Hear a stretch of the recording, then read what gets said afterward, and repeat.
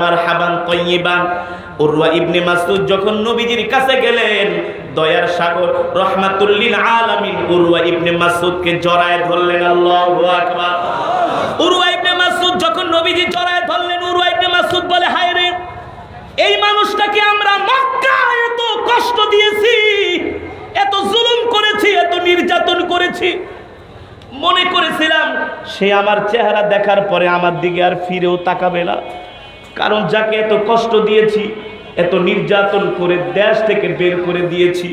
ও মুসলমান, আজকে যদি আমাদেরকে মনে করেন আপনাদের এই গ্রাম যদি নদীতে ভেঙে যায়, মাঝে মাঝে যমুনা ভাঙে কি ভাঙে না?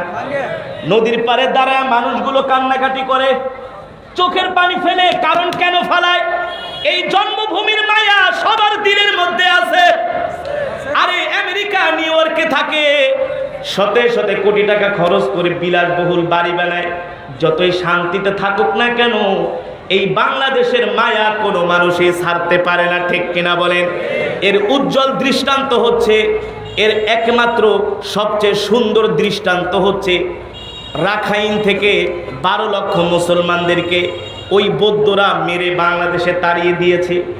আছে না? মায়ানমারের 12 লক্ষ মুসলমান বাংলাদেশে আসছে, তাদেরকে ওই দেশের বৌদ্ধরা ওই দেশ থেকে তাড়িয়ে দিয়েছে। যখন রাখাইনদেরকে বাংলাদেশে তাড়িয়ে দেওয়া হয়, লক্ষ লক্ষ মানুষ যখন বাংলাদেশে ঢুকতেছে, আমরা ত্রাণ নিয়ে টেকনাফে গিয়েছিলাম রোহিঙ্গাদেরকে ত্রাণ দেওয়ার জন্য। আমরা অনেক আলেমদেরকে জিজ্ঞেস করেছি, ভাই আপনারা দেশ ছেড়ে কেন চলে আসছেন? বলে, হুজুর বিশ্বাস করেন, আমরা দেশ ছেড়ে কোনোদিনই আসতাম না, দেশের মায়া আমরা ছাড়তে পারি না।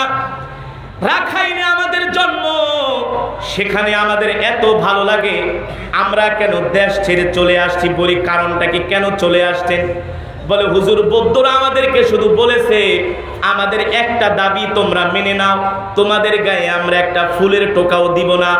রাখাইনের মুসলমানরা বলেছেন, কিসের দাবি, কিসের দাবি?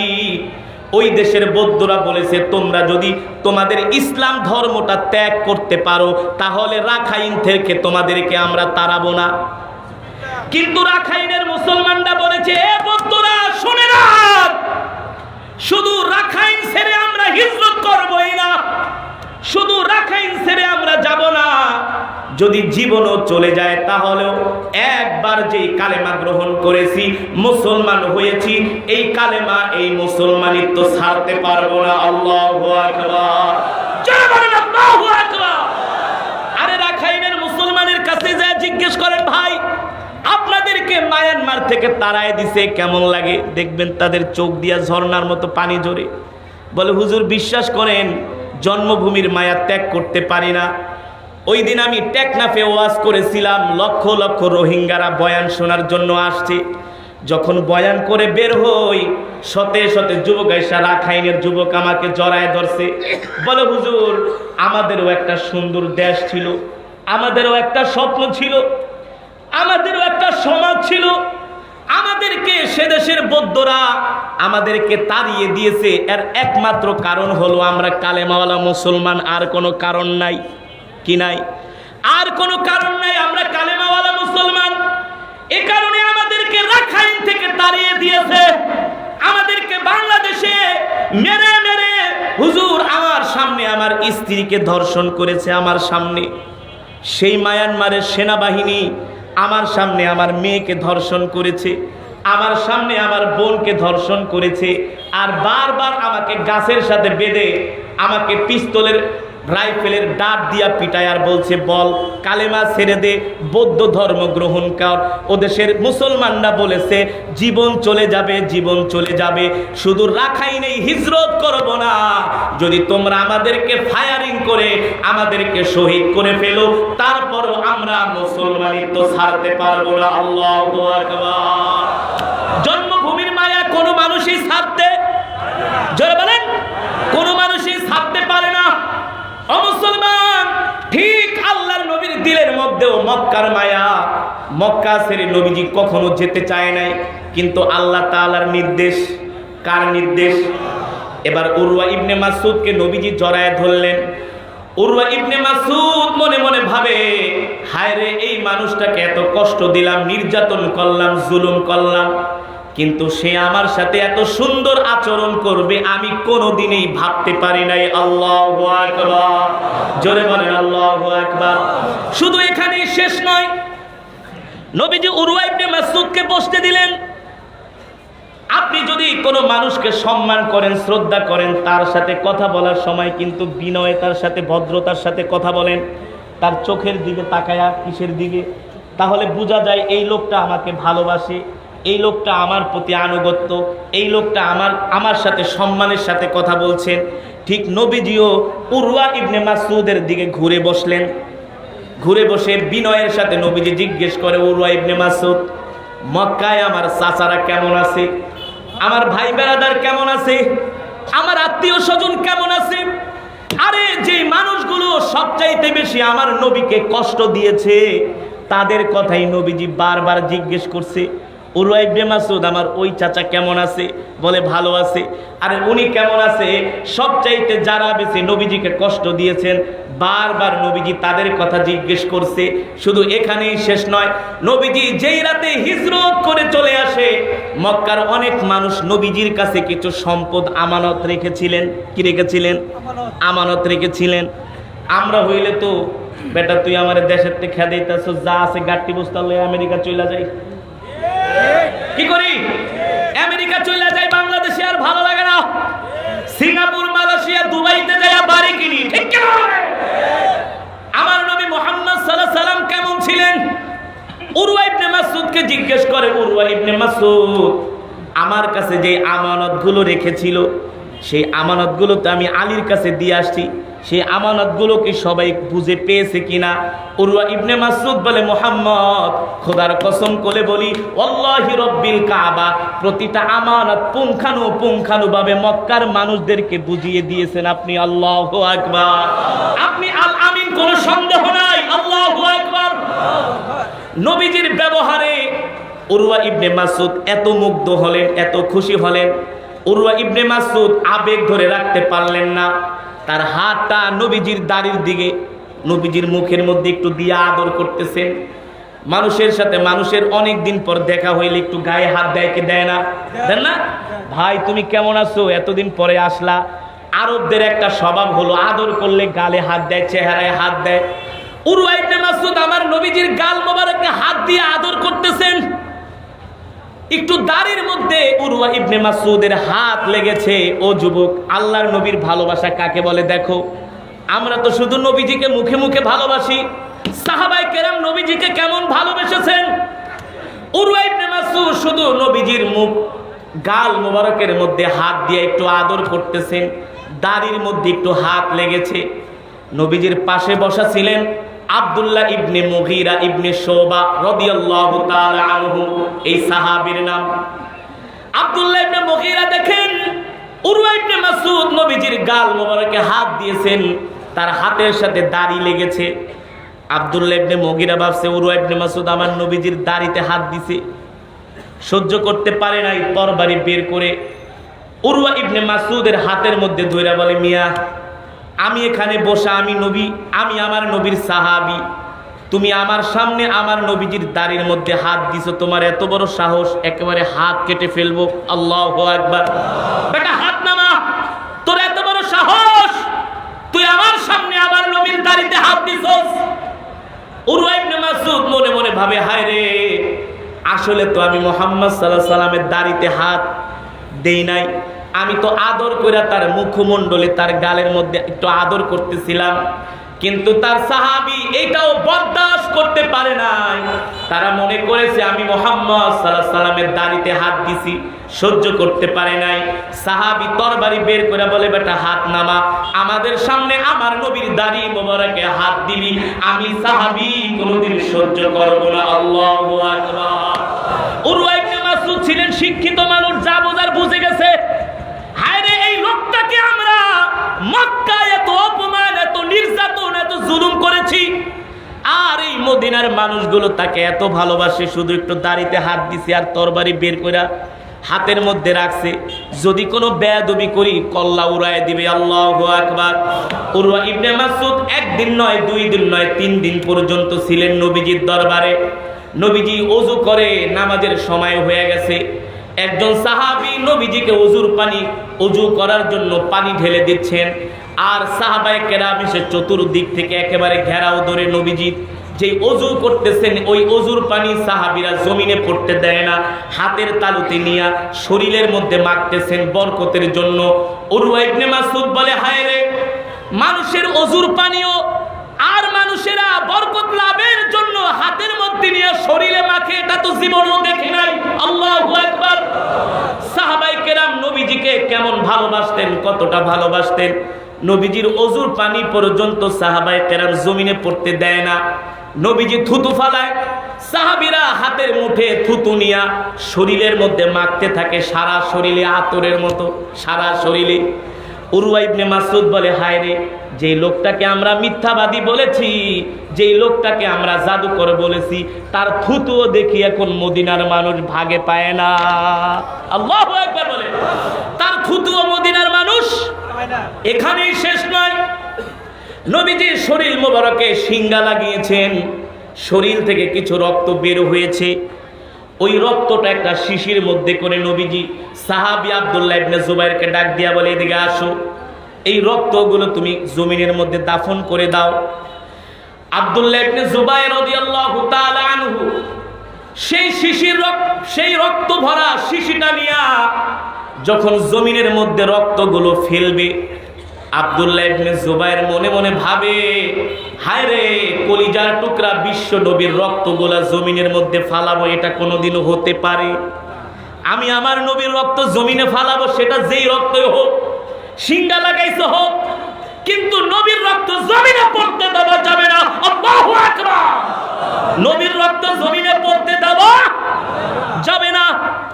নবীজির প্রতি কেমন সাহাবায়ে কেরামের ভালোবাসা ছিল।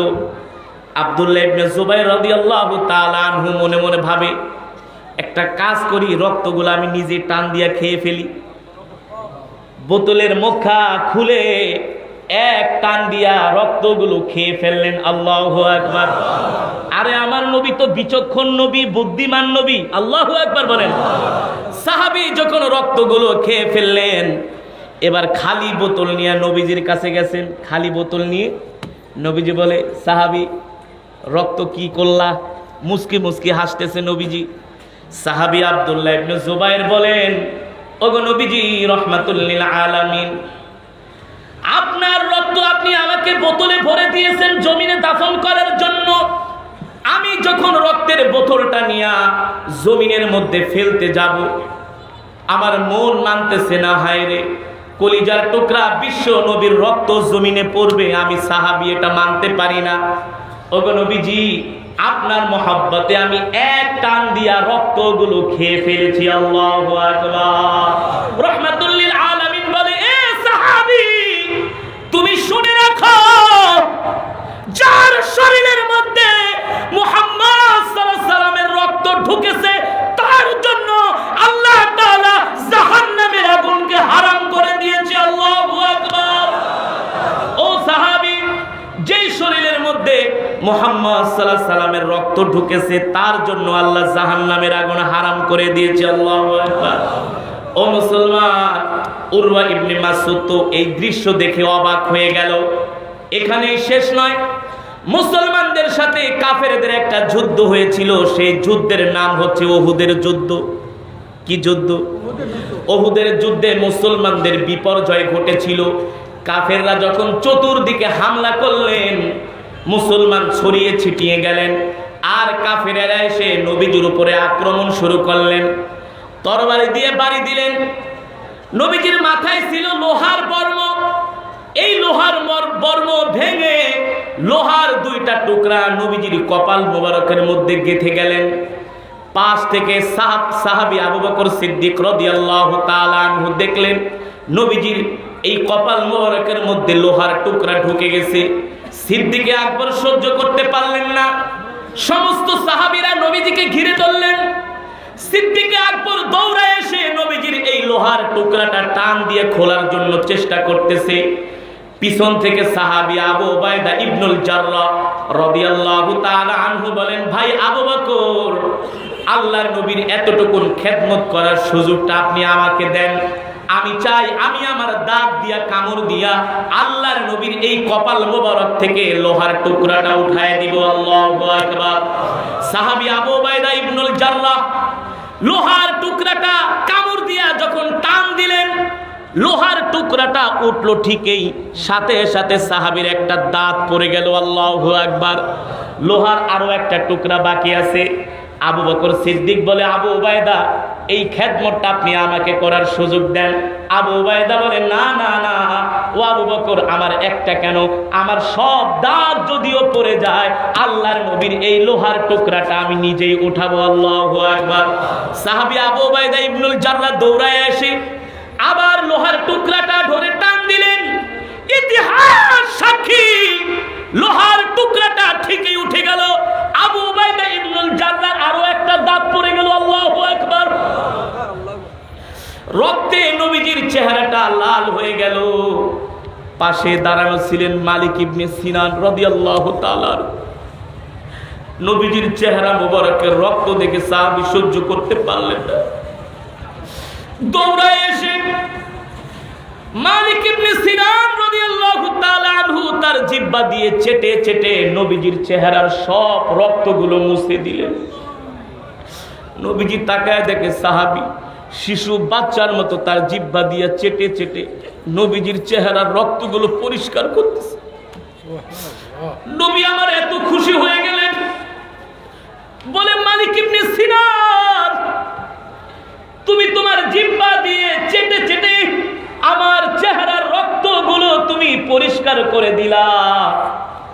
ও মালিক ইবনে সিনান, তোমার জন্য সুসংবাদ হলো, লান তামাসসাকান নার, আল্লাহ তাআলা তোমার জন্য জাহান্নামের আগুনকে হারাম করে দিয়েছে।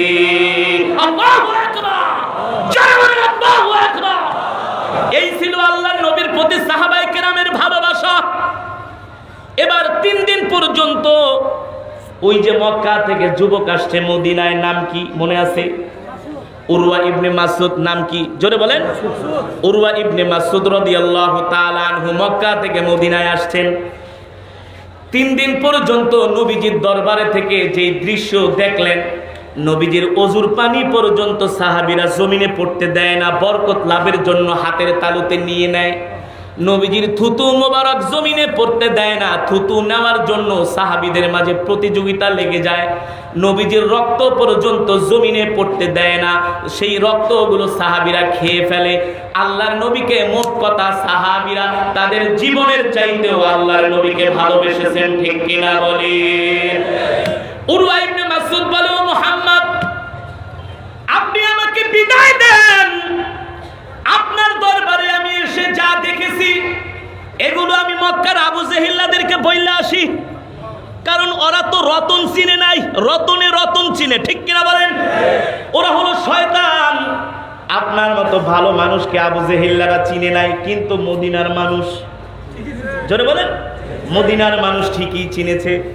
কিন্তু ভাতিজা মুহাম্মদ, এই যাওয়াই আমার শেষ যাওয়া না, আমি আবার আসব, আপনার হাতে হাত রেখে কালেমা পড়ে মুসলমান হয়ে যাব। আল্লাহু আকবার। জোরে বলেন আল্লাহু আকবার। উরওয়া ইবনে মাসউদ মদিনা থেকে মক্কায় চলে গেলেন। মক্কার মানুষগুলো জেনেছে উরওয়া ইবনে মাসউদ মদিনা থেকে মক্কায় আসছে, মুহাম্মদ সাল্লাল্লাহু আলাইহি সাল্লাম কেমন আছে এই বিষয়গুলো জানার জন্য তারা ছিলেন উদ্গ্রীব। কি ছিলেন? তারা অপেক্ষায় করতেছিলেন কি খবর নিয়ে উরওয়া ইবনে মাসউদ মদিনা থেকে মক্কায় আসে। যখন মদিনা থেকে মক্কায় উরওয়া ইবনে মাসউদ চলে গেলেন, মক্কার কাফেরেরা সন্ধ্যার সময় বিশাল বৈঠক বসছে। কি অবস্থায় আছে মুহাম্মদ সাল্লাল্লাহু আলাইহি সাল্লাম এটা জানবে তারা, তাদের আগ্রহ, তাদের কি আগ্রহ। সন্ধ্যার সময় মিটিং এ বসছে। আবু জেহেল বলে, উরওয়া ইবনে মাসউদ, এবার বলো মদিনায় যায় কি দেখলা? উরওয়া ইবনে মাসউদ বলে, আবু জেহেল কি দেখছি না দেখছি এই কথা জিজ্ঞেস করার আগে আমি তোমাকে একটা কথা বলতে চাই। আবু জেহেল বলে, কি বলবা? উরওয়া ইবনে মাসউদ বলে, আবু জেহেল রে, এখনো যদি বাঁচতে চাও এখনো সময় আছে, মুহাম্মদ সাল্লাল্লাহু আলাইহি সাল্লামের হাতে হাত রেখে কালেমা পড়ে মুসলমান হয়ে যাও। জোরে বলেন আল্লাহু আকবার। আবু জেহেলকে বুঝছি তোমাকে মুহাম্মদ জাদু করছে, নাউজুবিল্লাহ বলেন। শয়তানের শয়তানি কথা বলে বুঝছি তোমাকে মুহাম্মদ জাদু করছে। উরওয়া ইবনে মাসউদ বলে আবু জেহেল রে শয়তানি করিস না, মুহাম্মদ আমাকে জাদু করে নাই, আমি মুহাম্মাদের যেই চরিত্র, যেই আখলাক, যেই ব্যবহার দেখেছি, আমি তার আখলাক, ব্যবহার, চরিত্র দেখে আমি মুগ্ধ হয়ে গিয়েছি। আল্লাহু আকবার। শুধু আমি মুগ্ধ হই নাই রে আবু জেহেল্লা, শোন আজ পর্যন্ত আমি কত বড় বড় প্রতাপশালী, শক্তিশালী, ক্ষমতাধর বড় বড় রাজা বাদশাহের দরবারে গিয়েছি, আমি কিসরার দরবারে গিয়েছি, রোম পারস্যের দরবারে গিয়েছি, বাদশাহ নাজ্জাশীর দরবারে আমি গিয়েছি, কিন্তু মুহাম্মদ সাল্লাল্লাহু আলাইহি সাল্লামের দরবারে যে আমি যেই দৃশ্য দেখেছি, এই দৃশ্য আমি পৃথিবীর কোন রাজা বাদশাহের দরবারে দেখি নাই। আল্লাহু আকবার।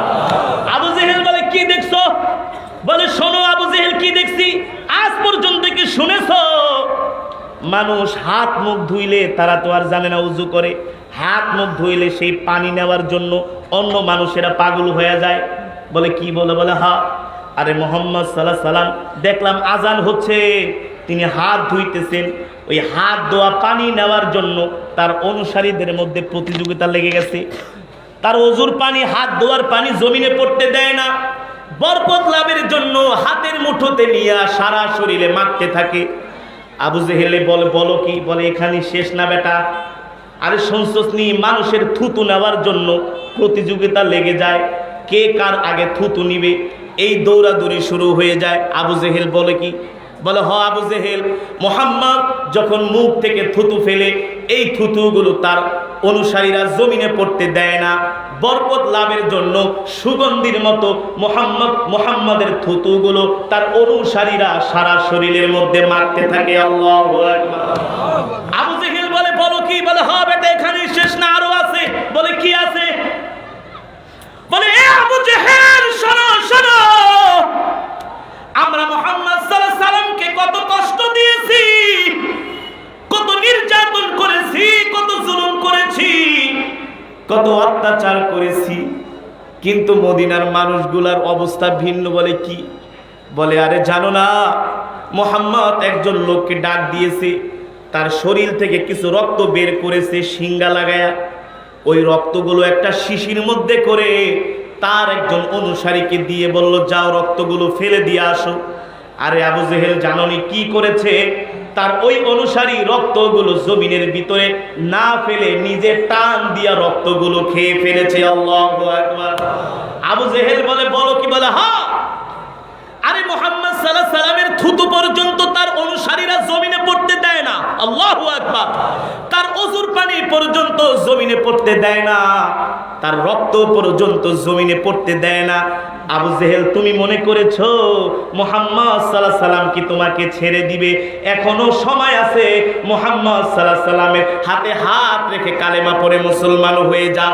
আবু জেহেল বলে উরওয়া ইবনে মাসউদ বুঝেছি, শেষ পর্যন্ত তুমি মুহাম্মদের জাদুর প্রভাবে প্রভাবিত হইয়া এখন তুমি আবল তাবল কথা বলতেছো। নাউজুবিল্লাহ। আর যারা বলেন নাউজুবিল্লাহ, যারা শয়তান তারা কখনো হেদায়েত পায় না, ঠিক কিনা বলেন? আবু জেহেল হেদায়েত পায় নাই, কিন্তু আবু জেহেলের ছেলে ইকরামা, নাম কি? আবু জেহেলের ছেলে ইকরামা রাদিয়াল্লাহু তাআলা আনহু, ঠিকই আল্লাহ তাকে হেদায়েত দিয়েছেন, ঠিকই ইকরামা রাদিয়াল্লাহু তাআলা আনহু মুসলমান হয়েছেন। এবার উরওয়া ইবনে মাসউদ বলে আবু জেহেল আমি তোমাকে আমার বলা বলে গেলাম।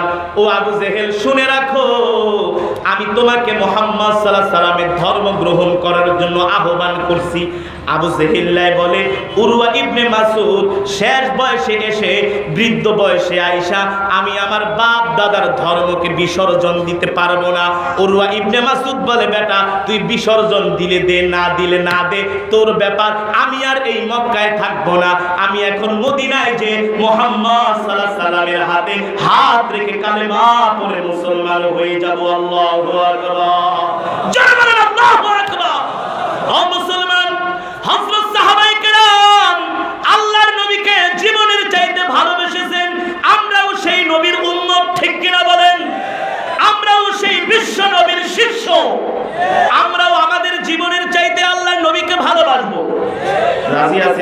ইনশাআল্লাহ।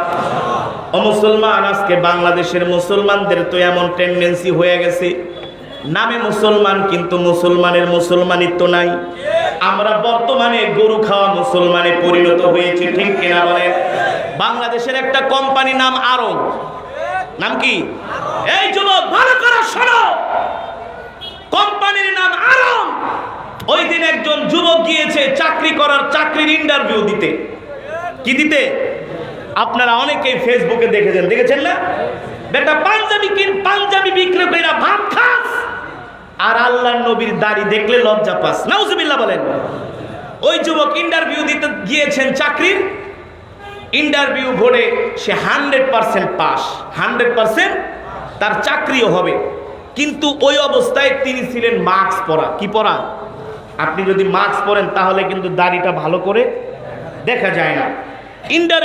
ইন্টারভিউ ভোটের যে জাজ ছিলেন, তারা যে কোশ্চেনগুলো করেছেন 100% আনসার করেছে। তারা তার প্রশ্নের উত্তর পেয়ে, তার অ্যাক্টিভিটিস দেখে, কোয়ালিফিকেশন দেখে তারা তাকে সেখানে চুজ করেছেন যে তোমার চাকরিটা হবে।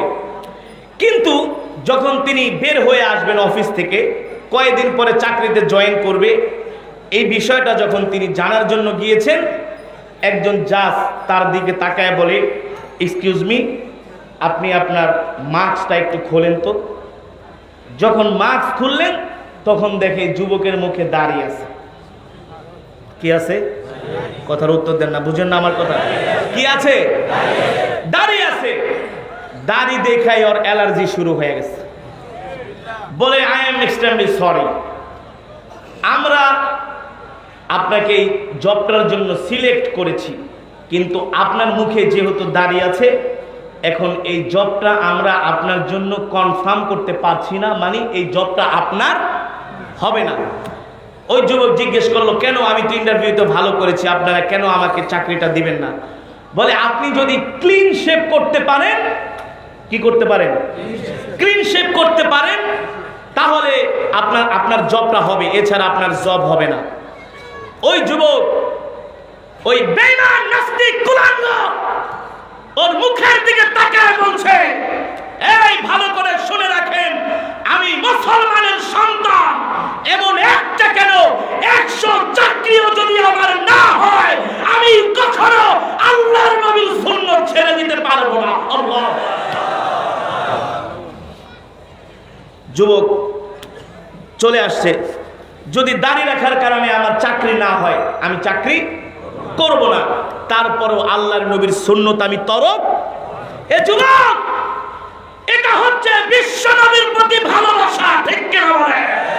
শুধু লাউ খাওয়া সুন্নাত নয়, শুধু ঘুমানো, খাওয়ার পরে ঘুমানো সুন্নাত নয়, শুধু মিষ্টি খাওয়াই সুন্নাত নয়, এগুলা হচ্ছে মিঠা মিঠা সুন্নাত, এগুলা সবাই পালন করতে পারে। আল্লাহর নবীর জন্য রক্ত দেওয়া, এটাও হচ্ছে সুন্নাত। এটাও কি সুন্নাত? ওই যুবক বলে, আমি চাকরি যদি না দেন আমি ক্লিন শেভ করব না, প্রশ্নই আসে না, আমি চাকরি করব না। ছেলেটা মধ্যবিত্ত পরিবারের। আবার একটু পরে যে বলল কি, স্যার দেখেন কোনো ওয়ে আছে কিনা, যদি জবটা দেন আমার জন্য ভালো হবে, আমি একটা স্টুডেন্ট, আমার ফ্যামিলিকে আমি ব্যাকআপ দিতে পারবো। বলে, আই এম এক্সট্রিমলি সরি, দাড়ি না কাটলে তোমার চাকরি হবে না। ওই যুবক সাথে সাথে অফিসের সামনে দাঁড়িয়ে একটা লাইভ করলেন। কি করলেন? লাইভ করলেন। এই নিউজটা যখন সারা বাংলাদেশে ছড়িয়ে পড়েছে, এবার এদেশের মুসলমানদের পক্ষ থেকে প্যাদানি শুরু হয়ে গেছে। কি? খেলার নাম বাবাজি, যেমন কুকুর তেমন মুগুর, ঠিক কিনা বলেন? মাত্র 3 ঘন্টার মধ্যে আরঙের কয়েকটা শোরুমের সামনে ওলামায়ে কেরাম দাঁড়িয়েছেন। কারা? কোন কলেজ ইউনিভার্সিটির ছাত্র নয়, কারণ আমরা কখনো দেখি নাই আমার নবীকে গালি দেওয়া হয়েছে, আমার নবীর বিরুদ্ধে কটূক্তি করা হয়েছে, কোন কলেজ ইউনিভার্সিটি থেকে কোনো প্রতিবাদ জানানো হয় নাই। তার মানে কি? নবীর বিরুদ্ধে গালি দিবে, শুধু কি এদেশের ওলামায়ে কেরাম তার বিরুদ্ধে প্রতিবাদ করবে? কেন? ঢাকা ইউনিভার্সিটিতে কি নবীজির উম্মত নাই? জাহাঙ্গীরনগর ভার্সিটিতে কি নবীজির উম্মত নাই? রাজশাহী ভার্সিটিতে কি নবীজির উম্মত নাই? জগন্নাথ বিশ্ববিদ্যালয়ে কি নবীজির উম্মত নাই? তাহলে তোমরা কেন নবীর পক্ষে আন্দোলন করো না? তোমরা কেন নবীর পক্ষে আন্দোলন করো না? নিজেকে একেবারে অনেক বড় মুসলমান দাবি করো, এগুলো মুসলমান দাবি করো না, এগুলো হচ্ছে ভণ্ডামি। তোমরাই ধর্ম ব্যবসায়ী, ঠিক কিনা বলেন? আলেমরা ধর্ম ব্যবসায়ী না, তোমরাই ধর্ম ব্যবসায়ী। তোমরা যারা নামদারি মুসলমান, নবীকে গালি দেয় তোমাদের কষ্ট লাগে না, কারণটা কি? তোমার বাবাকে গালি দিলে তোমার কষ্ট লাগে না? এই মিয়া, তোমাকে যদি গালি দেয় তোমার বাবার কষ্ট লাগে, লাগে কি লাগে না? এই বেটা, আমার সন্তানকে গালি দিতেছস, সামলায় কথা বল, দাঁত ছুটে ফেলাম। সন্তানের সামনে বাবাকে গালি দিলে বলে বলে এত বড় সাহস বেটা, আমার সামনে আমার বাবাকে গালি দেস? ও যুবক, তুমি কি জানো না? তুমি জানো না তোমার নবী, আমার নবী কিন্তু আমাদের রুহানি পিতা, আমাদের আব্বা, ঠিক কিনা বলে? নবীকে গালি দিলে যদি তোমার কষ্ট না লাগে, তুমি নবীর রুহানি সন্তান নও, তুমি নবীর উম্মত নও, ঠিক কিনা বলে? নবীকে গালি দিলে যদি তোমার কষ্ট লাগে, তাহলে বুঝতে হবে তুমি নবীর উম্মত, নবীর প্রতি তোমার ভালোবাসা আছে, ঠিক কিনা বলেন? যখন ফেসবুকের মধ্যে আলোচনার ঝড়, কি আড়ংকে বয়কট করুন, আড়ংয়ের পণ্য নিষিদ্ধ করুন, কিছু যুবক আড়ংয়ের পাঞ্জাবি টেনে টেনে ছিটতেছে, কি করতেছে? আগুন দিয়ে জ্বালাইতেছে, আবার কেউ ডাস্টবিনে নিয়ে ফালাচ্ছে। এগুলো তো দুনিয়াদার। ওরা কি এসব কোম্পানি টম্পানি, এগুলো দুনিয়াদার। দেখে অন্ত ব্যবসা পুরা লাড়ে উঠবো, এবার এসে ক্ষমা চাইছে। কি করছে? যে আমরা সরি বললাম। এই আজকের নিউজ, ওই যুবককে আড়ংয়ের অফিস থেকে ফোন করছে, ঠিক আছে যদি তুমি জব করতে চাও আমাদের অফিসে আসো, তোমরা আমাকে জব, আমরা তোমাকে জব দিব। আবার এটাও বলছে ইন্টারভিউ ভোটে যারা দাড়ি দেখা এই যুবককে চাকরি দেওয়ার কথা নিষেধ করেছে, তাদেরকে আইনের আওতায় আনা হবে। তার মানে ঠেলার নাম বাবাজি। যেমন কুকুর তেমন মুগুর, যেমন কুকুর। কিছু মানুষ বলে হুজুর আপনারা রাজপথে এত মিছিল করেন কেন? আরে মিছিল কেন করি? মিছিল না করলে এই বাংলাদেশে ইসলাম থাকতো না। নাস্তিক মুরতাদ ইসলামের 12টা বাজায় ফলাইতো। আমরা আছি বিদায় ইসলাম আছে, ওলামায়ে কেরাম আছে বিদায় বাংলার জমিনে ইসলাম আছে, ঠিক কিনা বলেন? আমরা যদি রাজপথে আল্লাহর দ্বীনের পক্ষে, নবীজির পক্ষে যদি মিছিল না করতাম, নাস্তিক মুরতাদরা এদেশের মুসলমানদেরকে বেঈমান বানাইতো, ঠিক কিনা বলেন? আপনারা দেখেছেন ক্রিকেটার সাকিব আল হাসান তার নানার বাড়িতে একটা মসজিদ বানাইছে। কোথায়? তসলিমা নাসরিন কলকাতা থেকে স্ট্যাটাস দিছে, সাকিব কেন মসজিদ বানাইলো? তে কি বানাবে? বলে সাকিব মন্দির বানাইলো। একজন মুসলমান মসজিদ বানাইছে, ওই তসলিমা নাসরিন বেশ্যা মহিলা, বোরকার বিরুদ্ধে কথা বলার কারণে বাংলার তৌহিদি মুসলমান ওকে বাংলাদেশে থাকতে দেয় নাই। লাস্টে বোরকা পরে পালায় ভারতে পালায় গেছে। তুই বাংলাদেশে আয়, কুকুরকে খাওয়ানো হবে, ঠিক কিনা বলেন? স্পষ্ট করে বলছি, শুনে রাখেন, আমরা হিকমত ততক্ষণ পর্যন্ত অবলম্বন করব যতটুকুন হিকমত অবলম্বন করলে আপনারা ইসলামের দিকে আসেন। যেই দিন দেখবো যে আপনারা বেসামাল হয়ে গেছেন, ইসলামের বিরুদ্ধে অবস্থান নিয়েছেন, ওই সময় আর কোনো হিকমত নাই, ডাইরেক্ট ঘাড়ের উপরে পিটানো হবে, ঠিক কিনা বলেন? কারণ যেমন কুকুর তেমন মুগুর, মুগুর কুকুরকে মুগুর না দিলে কখনো সোজা হয় না।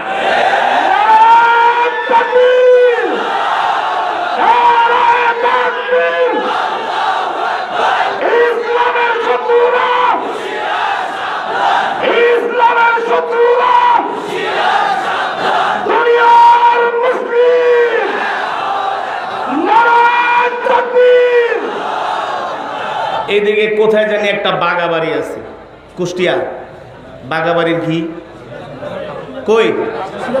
হ্যাঁ, ওই 1 নম্বর বাগাবাড়ি ঘি না যদি কুকুরের লেজের মধ্যে মাখে, আর যদি কোন কুকুর ভালো হয়ে যা, কুকুরের ঘিয়ে যতই লেজে যতই ঘি মাগেন, ওই লেজ কোনোদিন হবে? সুন্দরবনের 3.5 গজারি আনেন, আইনা দুমদাম পাশার উপরে 10টা বাড়ি মারেন, এক বাড়িতে শুধু ধোয়া ছুটবো, ধোয়া। কুকুর 2-3টা খেউ খেউ করে দেখবেন লেজ সোজা করে দৌড় মারছে, ঠিক কিনা বলেন? যারা ইসলামের বিরুদ্ধে কথা বলবে, কোরআনের বিরুদ্ধে কথা বলবে, এই কুকুরের বাচ্চাগুলোকে মুগুর দিয়ে পিটানো হবে, ঠিক কিনা বলেন? এতে যা হয় হবে, যা করো তোমরা করো, আমরা ইসলামের পক্ষে থাকবোই থাকবো, ঠিক কিনা বলেন? বলে হুজুর এত গরম গরম কথা কোন কেন? কেন ইসলামকে শুধু নরম আছে, গরম নাই? হ্যাঁ, আবু বকর ছিলেন নরম, কি ওমর ছিলেন? ওমর কি ছিলেন? গরম। এক কাফের আবু বকর ডাক দিছে, ডাক দিয়ে বলে আবু বকর এদিকে আসেন, তালহিনা কই মিয়া কি একটা ধর্ম গ্রহণ করছেন মিয়া, আপনার আল্লাহ তো ভিক্ষা করে, নাউজুবিল্লাহ বলেন। ওই যে নবীজি যুদ্ধের ময়দানে যাওয়ার জন্য সাহাবীদেরকে বলে কার কি আছে দেন, বুঝেন নাই? কাফেরেরা কটাক্ষ করে। বাংলাদেশের কিছু মানুষ আছে আলেমদেরকে কয় হুজুরা নাকি ভিক্ষা করে, বলে না আমরা ভিক্ষা করি আর তোমরা তো জোর করে চান্দা কালেকশন করো। রাত 2টা বাজে লাইট মাইরা মাইরা। আমি বলি কি করেন? হুজুর নেন নেন। ওদিনকে একজনের দেহে দিতেছে, কয় বেটা এটা কি বাটার রেট পাইছো, শুধু 20 টাকাই দেস, বুঝেন নাই? কয় স্যার 20 টাকা দেয়, বেটা এটা কি বাটার রেট নাকি 30 টাকা দেয়, এই কথা বলতেছে। তো কিছু মানুষ আমাদেরকে বলে আমরা নাকি ভিক্ষা করি, মাদ্রাসায় চালাই, এগুলো বলে না? এমন কাফেরেরাও সাহাবীদেরকে কটাক্ষ করতে, আবু বকর তুমি কি একটা ধর্ম গ্রহণ করলাম মিয়া, তুমি মক্কার একজন নেতা, আমরা তোমাকে সম্মান করি, ভালোবাসি, বুঝেন নাই? মানে চিকনে পটাইতেছে আর পিন মারতেছে, বলে এটা একটা কাজ হলো, তুমি এমন একটা ধর্ম গ্রহণ করছো, তোমার আল্লাহ তো ভিক্ষা করে। আবু বকর আর সহ্য করতে পারে না, এক চটকানা দিচ্ছে, চটকানা দিয়ে গাল লাল করে একেবারে মাটিতে ফালাই দিচ্ছে। এবার ওই ইহুদি নবীজির কাছে যায় বিচার দিচ্ছে, ওগো নবীজি মুহাম্মদ সাল্লাল্লাহু আলাইহি সাল্লাম দেখেন আবু বকর আমার থাপ্পড় মাইরা কি করছে। নবীজি বলে এত জোরে আবু বকর থাপ্পড় মারছে? বলে হ্যাঁ। আমার আবু বকর তো নরম মানুষ, নরম মানুষটা হঠাৎ করে কেন এত গরম হইল? নিশ্চয়, কথা বলে না, নিশ্চয়। ঠিক আছে তাহলে আবু বকরকে ডাকো। আবু বকর আল্লাহ, অথচ সিদ্দিকে আকবর ছিলেন নবীজির চেয়ে 2 বছরের বড়। আল্লাহু আকবার বলেন। কয় বছরের বড়? 2 বছরের বড়। নবীজির সামনে এসে সিদ্দিকে আকবর মাথা নিচু করে আছে। আবু বকর আপনি কি ওকে থাপ্পড় মেরেছেন? সিদ্দিকে আকবর বলে ও আল্লাহর নবী আপনার জন্য আমার জান কোরবান হয়ে যাক। ইয়া রাসূলুল্লাহ আমি ওকে আমার শরীরে যত শক্তি ছিল সব দিয়ে এক চটকানা মারছি। নবীজি বলে বলেন কি, কারণ কি? বলে আল্লাহর নবী ওই যদি আমাকে গালি দিত কিছুই বলতাম না, ওই যদি আমার মাকেও গালি দিত আমি কিছুই বলতাম না, ওই আমার আল্লাহকে গালি দিয়েছে, আপনাকে কটাক্ষ করেছে, আমি আবু বকর সহ্য করতে পারি না, এক চটকানা দিয়া জমিনের ভিতরে ফালাই দিয়েছি। আল্লাহ। নবীজি বলে আবু বকর তুমি ঠিক আছো, তুমি কি সব জায়গায় নরম না, সব জায়গায় কি তুমি আমার দাড়ি নিয়ে কটূক্তি করবা, তুমি আমার বোরকা নিয়ে কটূক্তি করবা, তুমি 2 টাকার মোল্লা বলবা, তুমি আলেমদেরকে গালি দিবা, তুমি হাফেজদেরকে গালি দিবা, নবীর সুন্নতকে তুমি অবমাননা করবা, আর আমি শুধু তোমাকে ঘিমাই খেয়ে যাবো না। এখানে গজারিও আছে, মাঝে মাঝে গজারি চালানো দিতে হয়, আবার মাঝে মাঝে আদরও করতে হয়, ঠিক কিনা বলে? ইসলামে নরমও আছে, গরমও আছে। সর্বোপরি কথা হলো আমরা আমাদের জীবনের চাইতে আল্লাহর নবীকে ভালোবাসি। ভালোবাসি কি বাসি না? ও সিরাজগঞ্জের মানুষ, আজকে আমরা যদি এই মাহফিল থেকে একটা ওয়াদা করতে পারি, জীবনে যতদিন বাঁচবো আল্লাহর নবীকে জীবনের চাইতে ভালোবাসবো। কে কে রাজি আছেন? হাত উঠান। নারায়ে তাকবীর, নারায়ে তাকবীর। রাজি আছেন তো ইনশাআল্লাহ? হাত নামান। শুধু কি মুখে মুখে? এই যে 1.5 ঘন্টা পর্যন্ত আপনাদের সামনে কোরআনের তেলাওয়াত, কোরআনের বয়ান করলাম, আমি চাই নগদ কিছু প্রফিট আসুক, বেনিফিট আসুক, ঠিক কিনা বলেন? এই মাহফিলটা হচ্ছে এই বাজারের বণিক সমিতি, ব্যবসায়ীদের উদ্যোগে। ব্যবসায়ীরা জানে কোন পলিসিতে ব্যবসা করলে লাভ হয়, ঠিক কিনা বলেন? তো আমরাও চাই এই কোরআনের মজবায় আপনারা যারা আসছেন, আপনারা ওয়াদা করেছেন জীবনে যতদিন বাঁচবো আল্লাহর নবীকে জীবনের চাইতে, সব কিছুর চাইতে রাজি আছেন তো ইনশাআল্লাহ? এটা কি শুধু মুখের কথা নাকি অন্তরে? জোরে বলেন, জোরে বলেন। গোজামিল কথা পছন্দ করি না, জোরে বলেন। মুখের কথা নাকি অন্তরে? অন্তরের তো ইনশাআল্লাহ। ও যুবক, একজন উঠবেন না, বসেন বসেন, একজন উঠাউঠি করবেন না। যদি অন্তরের কথা হয়ে থাকে, আল্লাহর নবীর জন্য সাহাবীরা যদি রক্ত দিতে পারে, জান দিতে পারে, মাল দিতে পারে, আমরা কি সেই নবীজির জন্য একটু কোরবানি করতে পারবো না? জোরে বলেন। আমরা চাই না আজকের পর থেকে আর নবীজির কলিজায় আমরা আঘাত করি, চাই? ও যুবক, তুমি নবীর উম্মত, তুমি যদি নবীজির কলিজায় আঘাত করো, হাসরের মাঠে নবী তোমাকে সুপারিশ করবে না, বলবে তুই আমার দুনিয়ার জমিনে কলিজায় আঘাত করেছিস। ঠিক কিনা বলেন?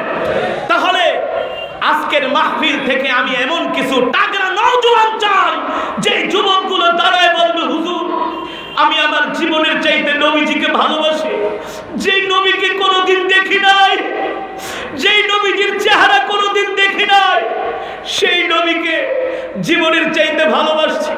ওয়াইসুল করনি আল্লাহর নবীর দান মুবারক শহীদ হয়েছে। এই কথা শুনে ওয়াইসুল করনি তার সব দাঁতগুলো পাথর দিয়ে পিটিয়ে পিটিয়ে ভেঙে ফেলেছে। কারণ ওয়াইসুল করনি জানে না নবীজির কোন দুইটা দাঁত শহীদ হয়েছে। ওয়াইসুল করনি বলে, আল্লাহর নবীর দুইটা দাঁত শহীদ হয়েছে, আমি আমার কোনো দাঁতই মুখের ভিতরে রাখবো না। এই হচ্ছে নবীজির প্রতি ভালোবাসা। ঠিক কেন বলেন?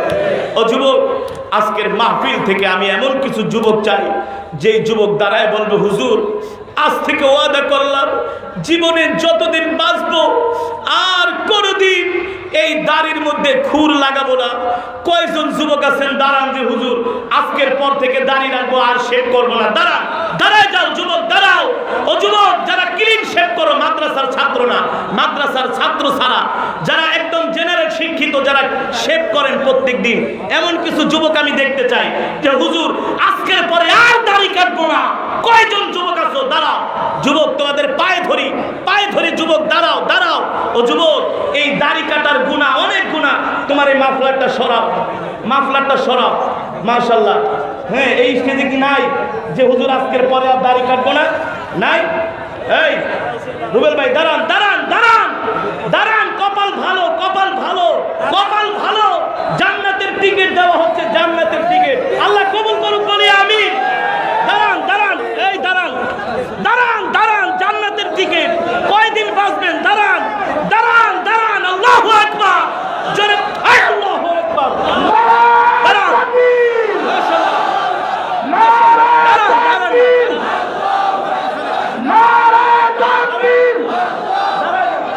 শোনেন, 40 বছর ওয়াজ করে কোনো লাভ নেই যদি নবীর সুন্নত না মানেন। খোদার কসম করে বলি, এমন ওয়াজ ডেলি 100 ফোন আহে, শুধু হুজুর পায়ে ধরে ডায়েরিটা বুক করেন। বুঝতে পেরেছেন? আপনাদের মাফি। এই বস, যান কেন? দাঁড়ান, আমরা মোনাজাত দিয়ে দিব। পিছন থেকে কি আর কেউ নাই? হুজুর দাঁড়িয়ে দেখার নিয়ত করবো? নাই। আরে দাঁড়ান না রে ভাই, কয়দিন বাঁচবেন? দাঁড়ান, দুনিয়াকে প্রাধান্য দিয়েন না। আজকে মরে গেলে কালকে 2 দিন। দাঁড়ান। এই সবার কত? এদিকে নাই কোনো যুবক? দাঁড়ায় না কেন? আমরা মোনাজাত দিয়ে দিব। দাঁড়ায় যান। এখানে আপনারা দাঁড়াইছেন না? ইনশাল্লাহ নিয়ত করেছেন, ইনশাল্লাহ দাঁড়িয়ে রাখবেন। না, এই মাইক দিয়ে পচা মাইক, আমি এই মাইক জানলে প্রোগ্রামে রাখতাম না। অনেকক্ষণ বাস। অনেকেই দাঁড়িয়ে রাখার নিয়ত করেছেন, যাদের কপাল ভালো তারা দাঁড়াইতে পেরেছেন। আল্লাহ কবুল করুন বলে আমি। এবার বসে যান। যারা দাঁড়িয়ে রাখার নিয়ত করেছেন, আল্লাহ তাআলা সকলকে কবুল আর মঞ্জুর করুন বলে আমি। এই মাইক দিয়ে আমি আর পাবো দীর্ঘ ভাই, এই মাইক দিয়ে সব একদম পচা মাইক।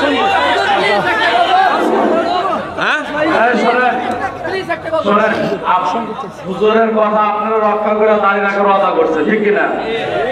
ইনশাআল্লাহ আপনাদের কথা মতো হুজুর যতই কষ্ট আপনাদের ওয়াদা, মানে আপনাদের আশা পূরণ করার জন্য হুজুর একটা কিরাত হলে একটা সঙ্গে বলবে ইনশাআল্লাহ। আমরা হুজুরের জন্য দোয়া করে আল্লাহ হুজুর হায়াতের উপর বরকত রাখুন। জয় ইনশাআল্লাহ। বাইরে আমি আসলে দীর্ঘক্ষণ সময় তেলাওয়াত বয়ান করেছি।